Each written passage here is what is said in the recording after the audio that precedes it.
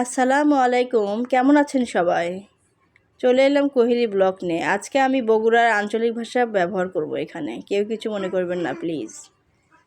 দেখেন আমাকে রে বগুড়া শহরত মুরগি গোস্ত এইভাবেই লাল লাল করে রান্না করে।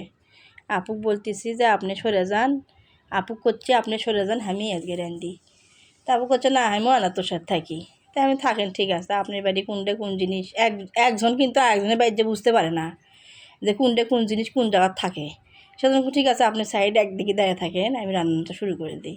তাই তাই কয়ে আমি ওদের রান দিচ্ছি, মুরগির গোস্তটা কষে এদিকে মাছের ডালটা ভাজা রেখে থুয়ে দিয়েছি।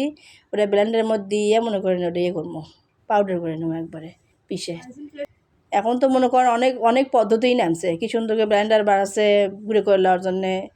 আমার মনে করে আলসা করে দিচ্ছে, বুঝছেন, এই ব্লেন্ডারগুলো আলসা করে দেয়। আবার এদিকে ভাজি হচ্ছে, ভাজি ওটার নামাছি, ভাজি হয়ে গেছে হচ্ছে। ভাজিটা সুন্দর করে মনে করেন যে ভেজে নেবো। ভেজা নেওয়ার পর ডাল ভেজে নিচ্ছি। এখন ভাজতে ভাজতে মনে করেন যে লাল লাল করে ভাজা লাগবে, তাছাড়া ভালো লাগবে আল্লাহ। এটা কী ভাজি আছে জানেন? এর মধ্যে আছে পাতাকপি ভাজি আর ফুলকপি, এই দুটো একসাথে করে ভাজিছি। এদিকে ডাল দেখেন, ডাল হয়ে গেছে, ভাজি হচ্ছে। এদিকে মুরগি গোস্তটা নেমে গেছে।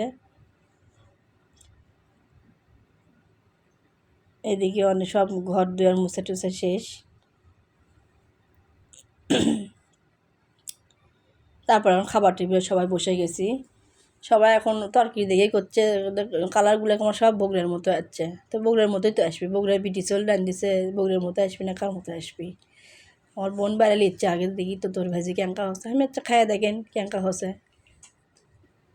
এদিকে আমি ভাত বাইরে লিচ্ছি আমার প্লেটত। দেখেন আমার করলে করি প্লেট টেট ভাল লাগে না, আমাকে আমার এলে প্লেটই ভাল লাগে। মানে মেলা মেনে প্লেট উঠলে খাইতে কত একটা সুন্দর না, আর উঠলে কেমন করে খায় দেখেন আমার খাওয়া, সেই মজা হচ্ছে, খালি মজাই মজা। সেজন্য খাচ্ছি সিংকে করে, একেবারে পেট ভরে খাচ্ছি আজকে ভাত। আবার ভাজি দিচ্ছি, সগলিকে আমার ভাজি দিয়েছি আগ্রহ বেশি।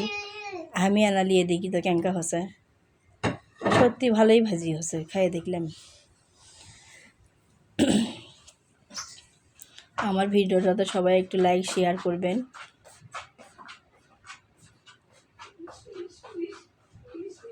খাওয়া দাওয়ার পর আমরা এখন বাইরে গেলাম। বাইরে যাই দেখতেছি সন্ধ্যা সন্ধ্যা হয়ে গেছে। দুপুরে একটু ঘুমাইছিলাম, বাইরে বাড়াতে দেরি হয়ে গেছে।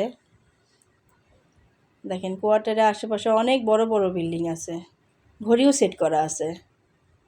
ঘড়ি দেখার জন্য বাড়ির মধ্যে যাওয়া লাগবি না, বাইরে কি সুন্দর ঘড়ি সেট করা আছে দেখেন। বাচ্চা কাচ্চারা খেলিচ্ছে, সব মায়ের দ্বারে আছে, কেউ সাইকেল নিয়ে বেড়াচ্ছে। এখন আস্তে আস্তে আজান দিবি, সন্ধ্যা হয়ে যাচ্ছে। দেখেন চারিদিক কুয়াশায় ঢেকে যাচ্ছে।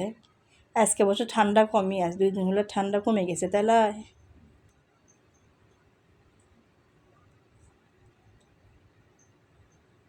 চারিদিকের দৃশ্যটা অনেক সুন্দর, শান্ত পরিবেশ, তো এই জন্য সুন্দর লাগিচ্ছে।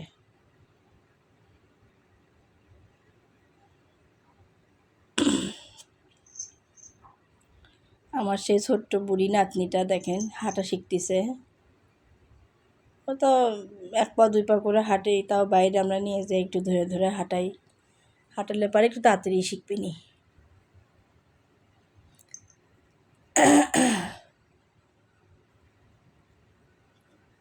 তাহলে আজকে এই পর্যন্তই। আসসালামু আলাইকুম, সবাই ভালো থাকবেন। দেখি এটা